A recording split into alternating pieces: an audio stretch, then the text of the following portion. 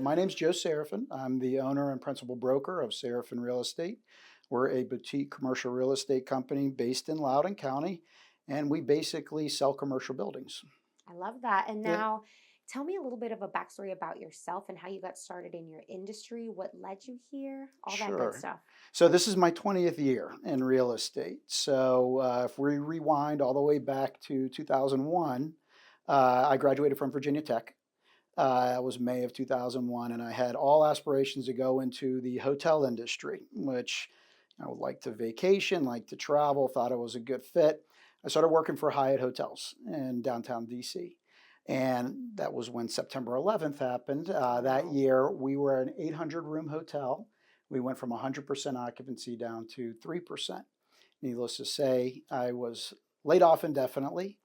After a few trial and errors from bartending to law school, which I did not like, I decided to go into, I guess I could say, the family business of my dad was a builder in Fairfax City, and got my real estate license really to help him out finding lots and so forth. My uncle, also local, was a an attorney, but really he was more a commercial investor. He had a lot of his dealings were, instead of taking a normal fee for his attorney work, he would actually have equity in shopping centers and other commercial dealings.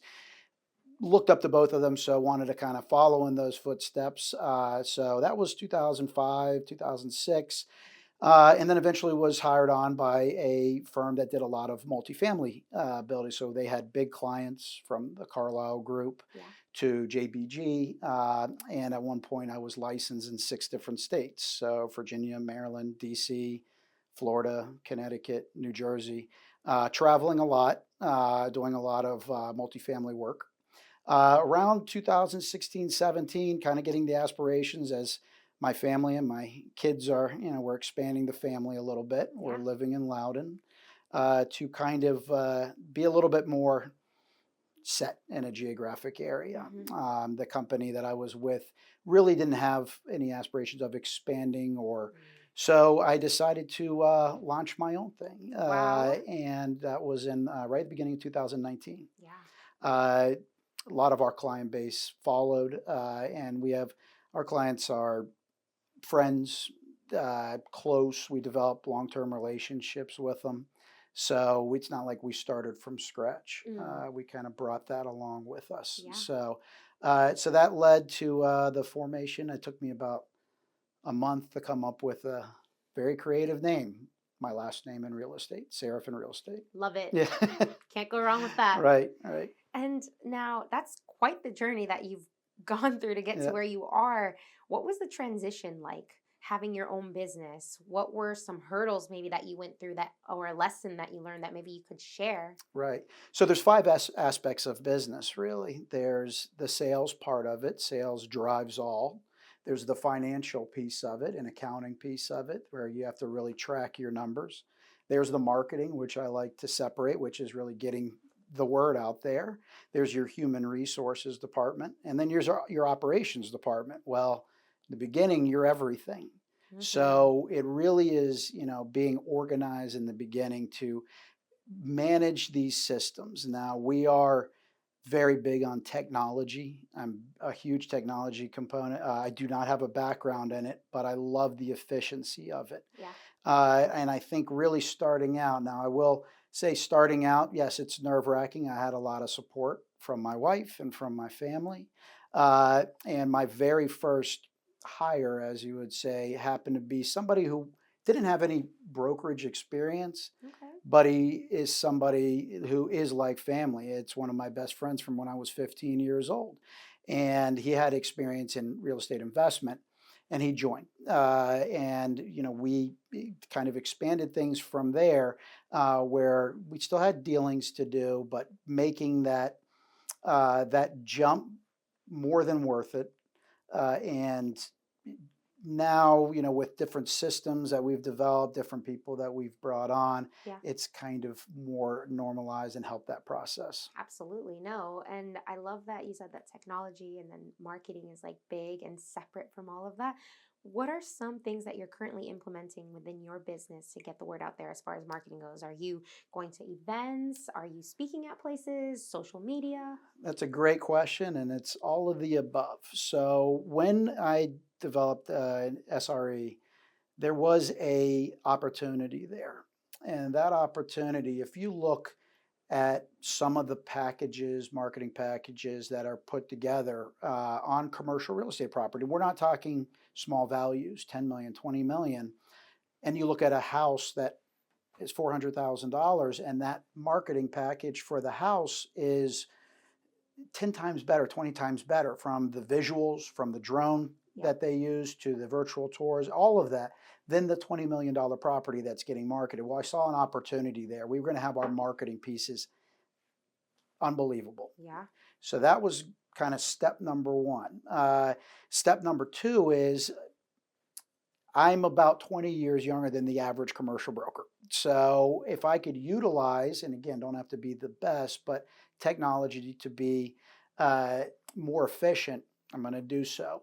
The latest trend, which we've dove right into, and I think is going to continue to have an impact, is AI. Yeah. We're in not really the real estate business, it's the information business.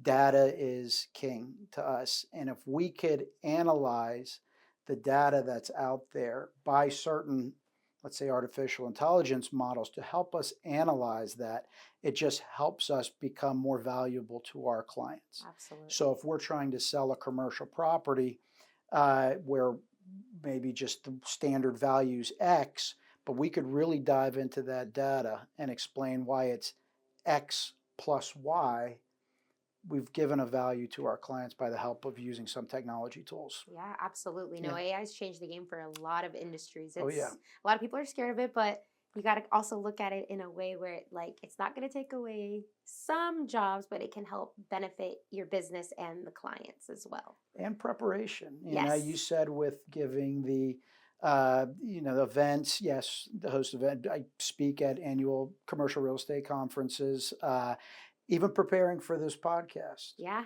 I had AI do a deep research on the questions that you may ask. Yeah. It knows kind of my history, so Yes. I was somewhat You're prepared for Yeah. these because of the help of AI that I was love it. summarized everything on what to expect. Beautiful. Yes. No, it is a great thing. Yeah. And now, being one of the top 10 real estate agents in Virginia in Mhm. 2003, it's a significant accolade. What strategies or philosophies do you attribute to achieving this recognition? Again, it's the long-term relationship building and trust ultimately. I mean, we're dealing with uh, individuals, we're dealing with families and family offices where this might be their largest investment or this is their business. Mm-hmm. And it's a matter of really them trusting us and us being loyal and doing what we're saying we're going to do. Commit to them, providing an extra value when they have a property to sell, for example. How do we maximize that asset for them? So our benefit is working with working with the people that we know, that we trust, and that trust us as well. Yeah, no, absolutely. And when you're building these relationships, how are you maintaining them, and what systems do you have in place where you've made like a client for life and they're going to refer you? Is there a secret sauce you want to share? You don't have to give everything away, but maybe something. I think it's it kind of just shines through on who you are and your personality and who you are deep inside, where Yep. that actually I think with everybody kind of comes out. And if they can see it in us and see it in me and I see it in them, then the relationship is just kind of born, and you just keep that loyalty, you keep that trust amongst one another, and it's going to can just continue to blossom. Yeah. And like I said, our clients, for the most part, are our close friends. We like to do things other than just doing deals. We may go play golf. We may, have the families get together for dinner, and it's not just all real estate talk. Yeah. So I think, it's getting out there. It's networking, as you brought up. There's different events. Yes, get involved in all the local chambers and all of that too. Yeah. And nothing really builds trust more than if you are out there and you're capitalizing on, let's say, the deals from press releases that things may be done, or results are really the biggest driver. Mm-hmm. If you can produce results and you make that client happy, right there, you've got your client for life. Yep. So it's focusing on the results I love it. and doing No. everything you can to get there. Yes, I love your style. I love how you're just like they're more than just our clients. Like they're our buddies, they're our friends. We do all these extracurricular things, if you will, outside of Yeah. this. So, do you hold any events? I know a lot of real estate agents like to have like client appreciation events. Do you have anything like that? Ours is more going to be on the one-on-one. Ah, You know, gotcha. so like the lunches, for example, that's where commercial and residential might differ a little bit. Mm, You know, again, you have individuals, sometimes they like to stay private. Sometimes, you know, they true. don't want to be out in the world with their, you know, with their holdings or portfolios and all that. So Yeah. it's more on an individual basis. Yes, we will get together sometimes or have clients at like our own pool parties or Yeah. things There you like go. that, you know. And we have internally a holiday company dinner at the end of the year, but it's usually the events that we go to, maybe like a chamber event Okay. or a commercial real estate event where, you know, we're there to say hi to folks and maybe get a couple deals done. Love it. Yeah. Beautiful. And how many people do you currently have on your team with you? Yep. So there's 5 people. So I try to keep it all in house. My goal has never been to grow to hundreds of agents. I am not one that likes managing a lot of agents. I like being in the deal. Yeah. So when I say everybody's close, so I told you about the first person. His name's Sean Klein. He joined me in the beginning. Again, somebody I've known and been best friends with since we were 15. You know, I could Wow. trust him. One of the other guys who's really shined through, Grant Wetmore, is he was a former commercial lender. He wanted to jump from commercial lending over to brokerage. Well, he had a great book of business. He held a couple of my loans for me on some investments that I have. Thought it was a good fit, and also another guy you could just go grab a beer with. Nice. Yep. Gotta have So one of those. right, right.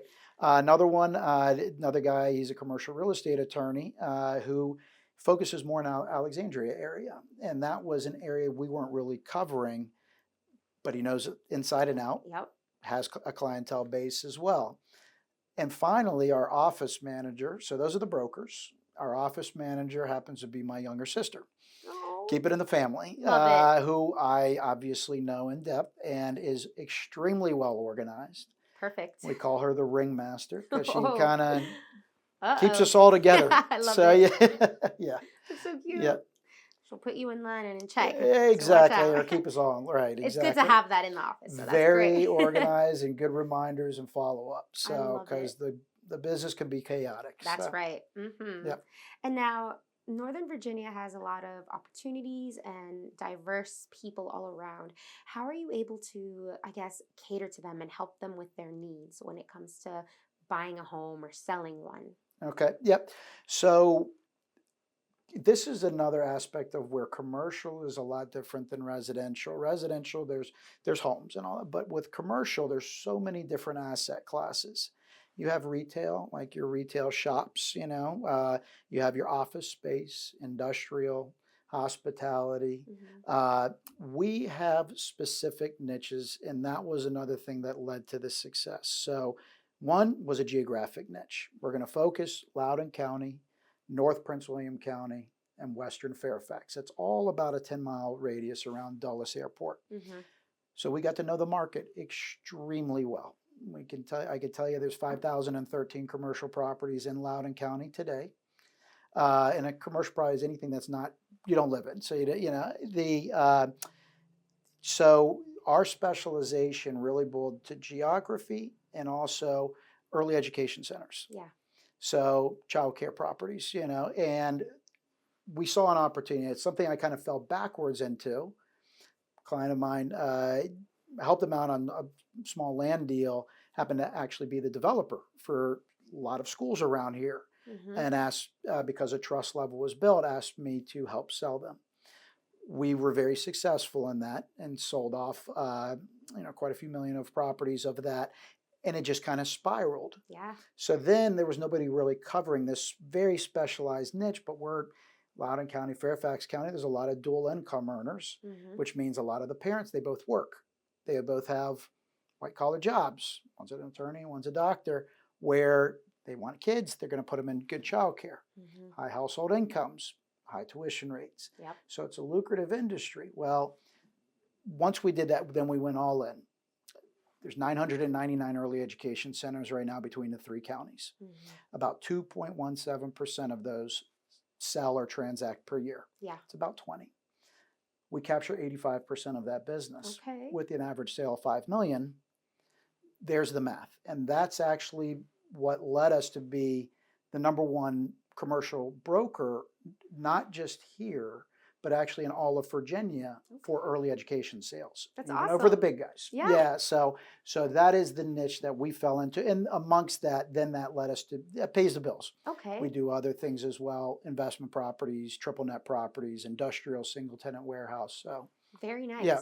And I know we've touched on like that commercial and residential are different.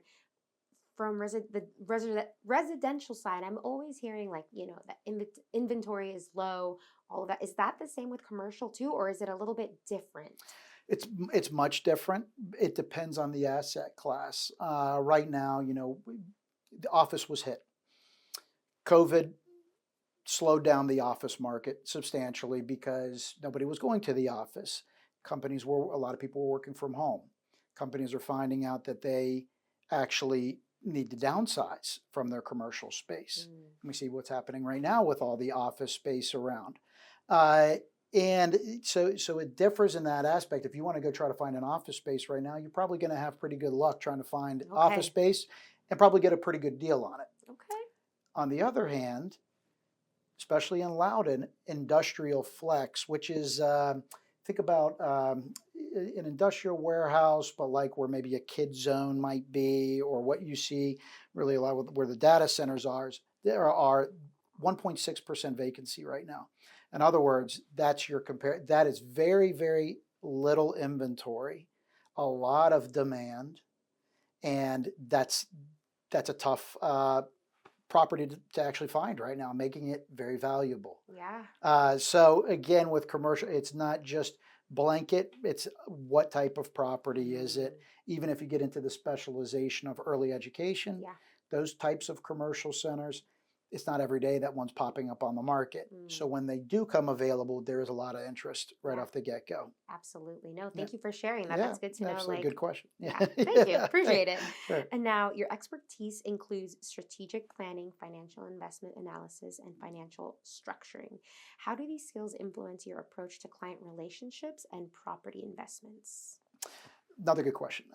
So commercial's more with the numbers.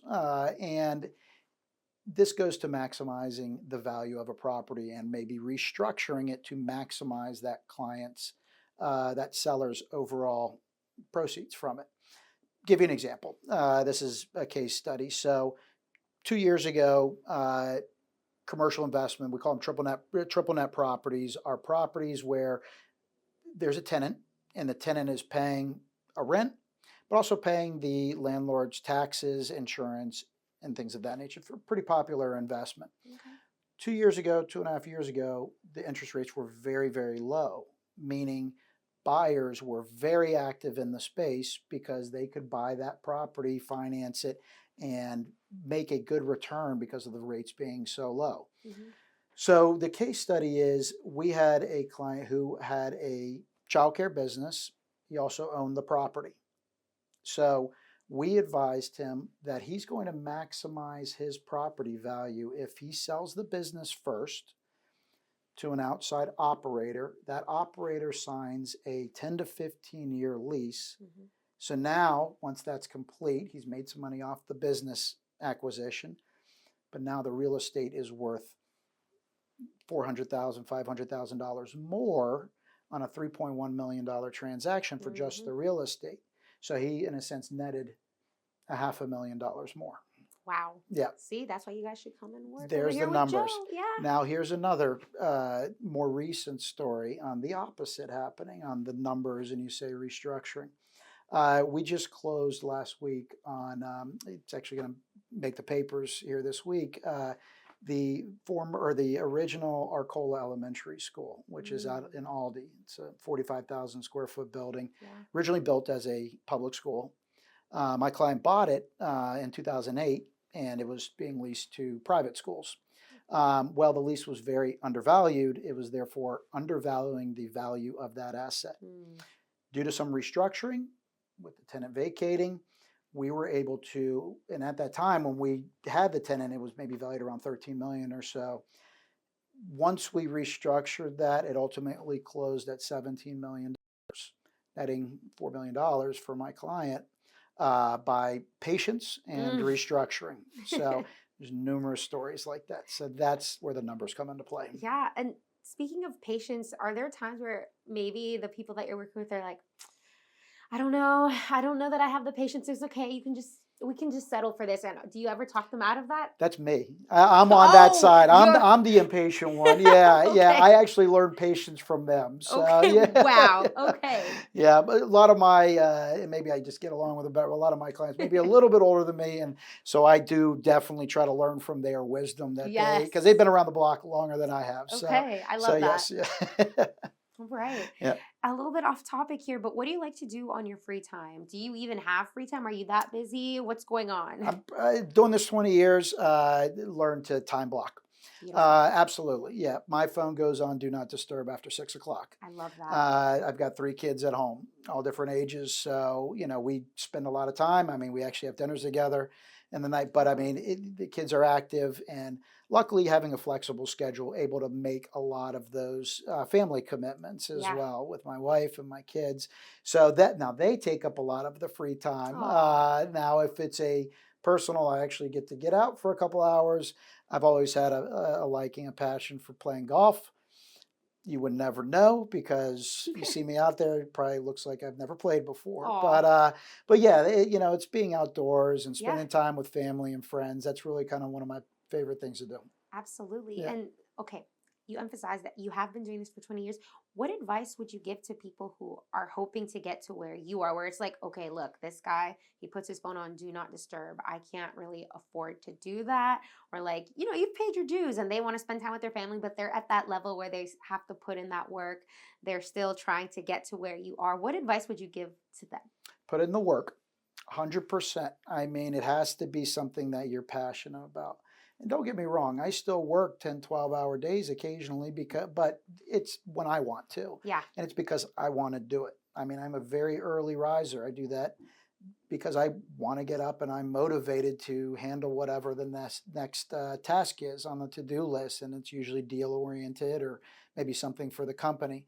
So if it's something that you're passionate about, and it'll motivate you from the get-go. Yeah. So follow that, put in that work. In order to grow, you got to have people. Don't grow too fast. Make sure it's people Mm. that you trust and you could work with. I mean, there is a component that's the human level. Yep. You got to like the people that you're working with. Yes. And then, we're big on technology. So use technology for the benefit why it's there to help be more efficient. Yes, absolutely. I like your emphasis on that because a lot of people are just like, no, it's changing too fast. We don't need that, or like we'll get to it when we do. But you're open to it, and you want other people around you to, Yeah.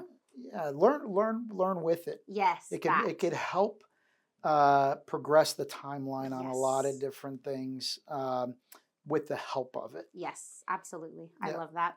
And then, as the leader of Serafin Real Estate, how do you foster a culture of excellence and innovation within your team? Yep. So we meet regularly. My phone's always open to them, if they have questions or want to call me about anything or just general help. So I think it's a matter of being an open book. Yeah. And anybody asks, I am an open book. Even at the real estate conferences that I speak with, I'm not keeping anything really a secret. The reason is because by the time, even if they do catch on or want to implement it, I might be 3 steps ahead Ahead. to that next thing where, I believe in abundance, where there's enough to go around. Yep. So, now maybe when I slow down years down the road or whatever, that I change my tune a little bit, but right now it's just, keep plugging away and share what you know with the people that you want to around you that you want to see excel as well. Absolutely. And speaking about the future, where do you see yourself in 5 years as a person and with your business? Uh, so Probably that's a great question. I have a 15-year plan, not a 5-year. Okay, Much, yeah, we'll yeah. take the 15-year Well, plan. Let's the hear it. 15 years, 60 years old, probably slowed down a bit. Maybe my daughter, who is the likely one to maybe take over the company because she's Nice. an entrepreneur and salesperson at heart. I mean, she's already selling things at school and she's Oh not my God. supposed to be there. I So, love that. yeah. So we have boy, girl, but the girl maybe being in the middle has made her pretty Cool. tough. So there, or but really for the next 5 years, 10 years, doing this. Maybe occasionally bringing on a person or two to kind of help, with whatever we need. But the expansion is slow. We're geographically focused here for a reason, so we can be and maintain to be the experts for commercial real estate right here in Northern Virginia Absolutely. without diluting ourselves. Yes. Yes. Yeah. Good point there. Yeah. Is there anything that I have not touched on that perhaps you would like to share, whether it's in regards to your business, yourself, anything at all? Could be off topic. Maybe you have this moment to share something. Yeah. I will share a deal that Mm. stands out if that's okay. 'Cause Yes, this go. was a pretty I guess not, I don't want to say milestone. This was a one that made an impact. Yeah, share away, Okay. please. So we were approached early last year by the Lord of Life Lutheran churches out of Fairfax, and they had two locations, Clifton and Fairfax, and religious facilities and childcare and early zoning usually is very comparable, and usually they go kind of hand to hand. Yeah. So we secured the project, which was to sell off one of the two churches, one of the two religious facilities. And the reason being was because they were going to possibly lose both of them from bank debt.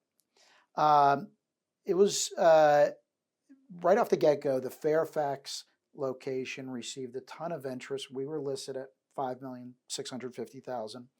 We sourced multiple offers well above asking price, $6 million, $6.1 million. That usually doesn't happen in commercial property. When we selected one, it went to the congregational vote, which was a challenge in itself. There was 300 members of the congregation. Well, and that was our original location. Voted a very hard no by 73%. Knowing that they still potentially could lose both of these because of the bank debt that was owed and being called. So we switched our focus to the Clifton. Fast forward a little bit, that was priced at $7,650,000. We sourced a couple offers through some really extreme marketing channels. We secured a buyer for $8,100,000. okay. We did close on that. And this is the feel-good part of it. That kept that congregation, that religious community, not only just alive with their original location that was built in 1968, it paid off all of their debt, which was around $4 million or so. It gave them that remainder to use for the community. Not only that, but the group who bought the Clifton location was an Episcopal or a Ethiopian Orthodox church. Nice. And I did watch the welcoming when they first had their first service, and it was unbelievable. The fact that you guys were able So this transaction, a commercial real estate transaction, yes, high dollars and everything else, but saved one religious community, and now they have a lot of good to do with the finances to do it, and gave the home to another one who are utilizing it to its full potential. Oh. So happy ending for everybody. Happy ending for everybody. I love that. And now they're like, I'm sure that removes so much stress from them, so much in every aspect, like money-wise, location-wise, religious-wise, their community. Like you were able to make that impact for them. That is incredible. Yep.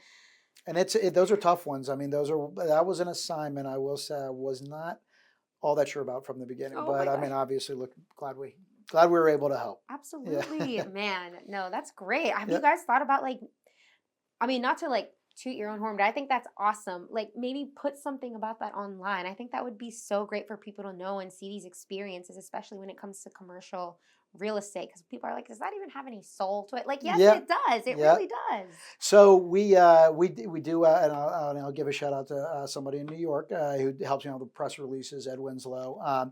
We did actually, the press did pick that one up. So and we did another one with McLean Bible that WTOP had picked up. Awesome. Loudon Times Mirror, I think, is picking up one of the stories for this week. But yes, we when we can, we're getting a little bit better at Beautiful. making a lot of these stories a little bit more publicized. Yes, I So love that. I yeah, love to hear that. I yeah, love those good yeah, stories. right, yeah. And then any parting words that you would like to leave with our listeners, and let us know also where we can find you. Sure. So, parting words are, I mean, if you're passionate about something, go for it. Start your business, go for it. Best decision that I ever made. Yes, there's a lot of nerves in the beginning, but you know what? If you put in the work, uh, give it some thought, specialize, dive deep into what it is that you do. Uh, can't guarantee success, but there's a really good chance at it. Yeah. And anybody can find me on LinkedIn, our website, serafinre.com. Yeah, probably our website's the best way. It's Yeah. serafinre.com. You also call our office 703-261-4809 or email info@serafinre.com. Perfect. Beautiful. Thank you so Yeah, much for coming on the thank you very podcast. It much was a for having pleasure. me. Yeah, Yeah. appreciate it. You're Thank welcome. you.